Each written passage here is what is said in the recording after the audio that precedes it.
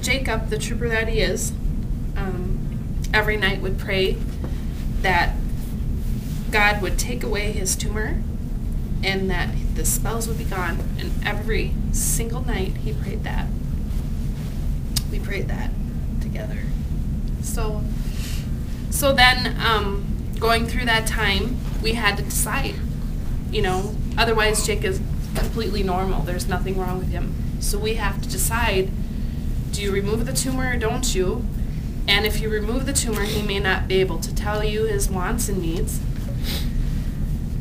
We just really had to ask God to guide us, because you can't do this on your own. There's no way. And you have to have trust, and you have to have faith. These doctors know what they're doing. And we felt we were in the best place possible.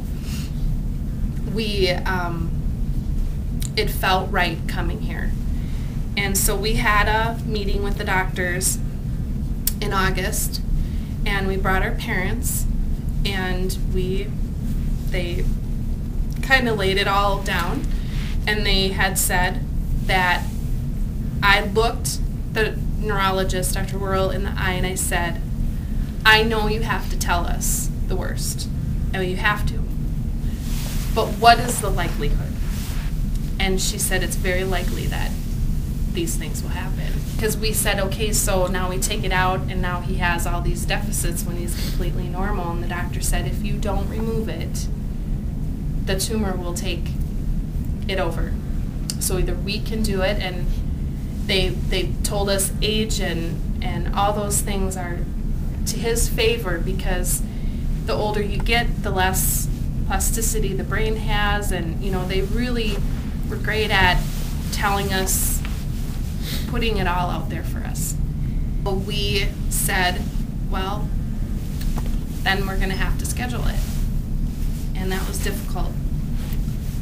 And Jake, we went on a family vacation the week before surgery.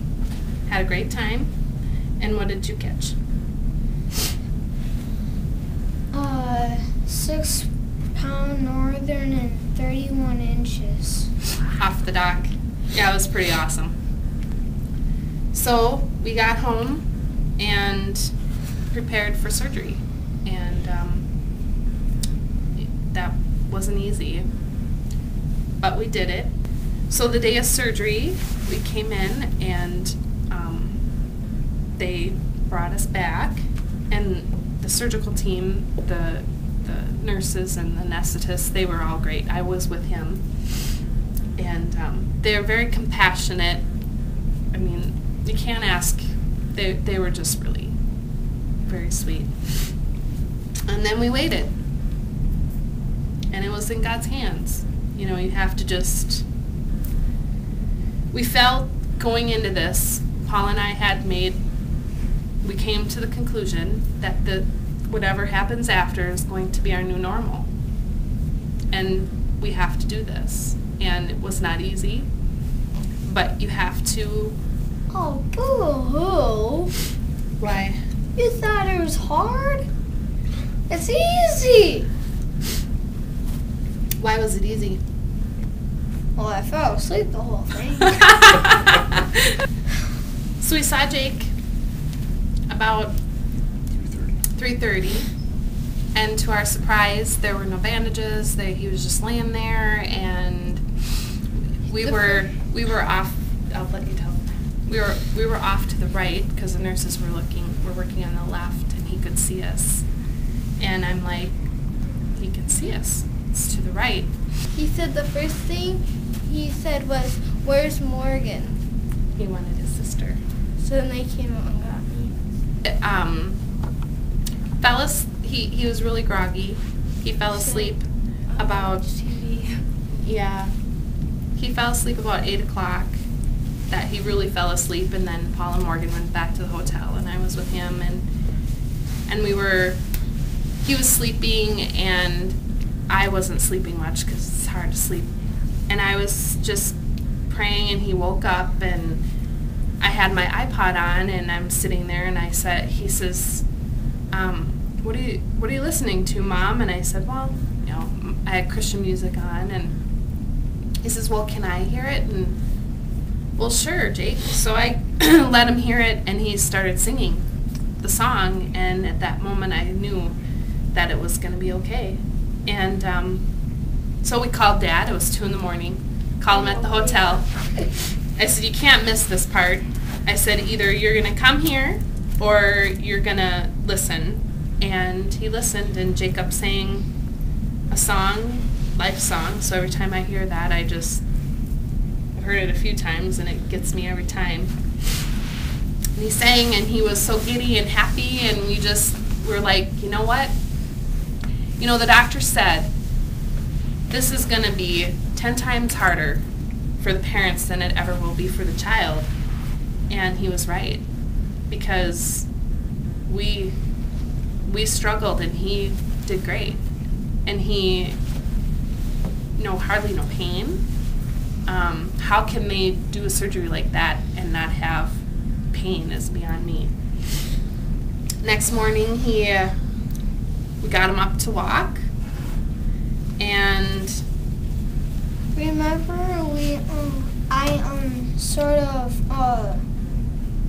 I woke up like at 12 o'clock at night in the morning. Yeah. Early, very early. Yeah. And we called Dad, and he thought something was wrong. He's like, how the heck am I going to get into the hospital? What's wrong? What's wrong? Yeah, he thought something was wrong. But I wanted him to hear you sing. Oh! Because Jake loves to sing. Good, you can sing and play the piano later. Yeah. I could, but I don't want to. I thought we had you for a minute there. So after they were, first of all, then the doctor came in, and Dr. Josiah is his name. He came in, and he says, wow, the way the looks of this, we can send you home on Sunday, because the surgery was Friday. And I looked at him and said, Can I say it? Yeah. Dr. what was his name? His name was Josiah. Dr. Josiah said that I could go home on Sunday, but my mom said, no way. We're not going home. We're staying. And so we spent one night in ICU, and then they sent us out on the regular unit, and we were going to go for a little walk, and put him in the wheelchair, and we walked to the entrance. There's a piano there, and he wanted to play piano, and so he went and started playing his song, Indian Lance. And it was an amazing moment, because they said when he looks down, he may not be able to see, and he was able to see, and he remembered, and he played it beautifully, and we were just amazed that less than 24 hours after surgery, he can be sitting up there. I mean, the whole thing just amazed us. We couldn't, it's almost too much to grasp, and what is so amazing is that Dr. Weechin removed a tumor the size of a small plum from his left temple area. Right here. He was within a millimeter of his peripheral vision. He said I could see the pathway, but I didn't have to go in there. Want to show him the picture? And this is the picture where they cutted the... That's all that's out. Right here, this white space. Hold it still. That's the spot that's gone. And yesterday, Monday and Tuesday, we had more tests, EEGs, vision tests, MRI. Your vision was great. And perfect.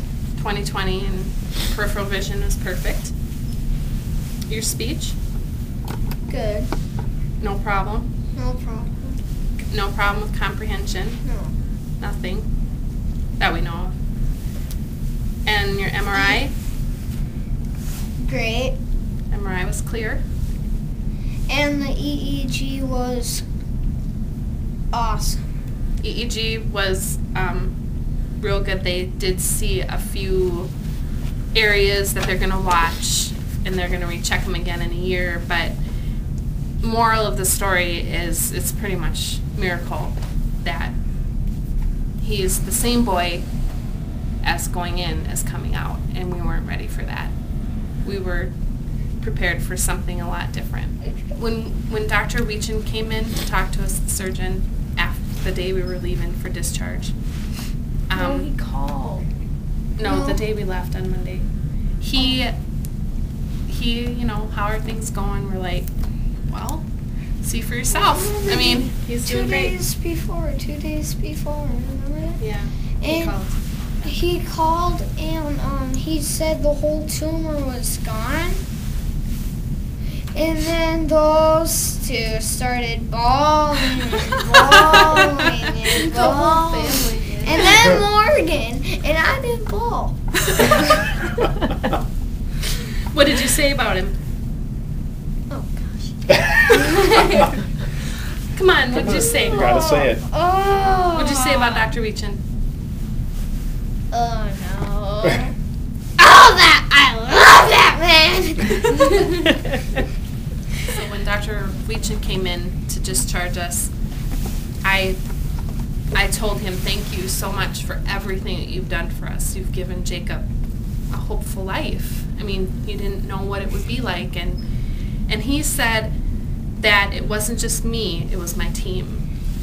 And I respect him for that, because a lot of us like to take all the credit, and he didn't.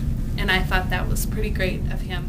When we came to the hospital, we were filled with so much anxiety and so much unknown. And, you know, we don't know what our future holds, but we left Mayo with hope. And I think of all things, that's the moral of the story, that Jacob has a future and he has hope. They did a phenomenal job, above our expectations. So I think that's pretty important, right?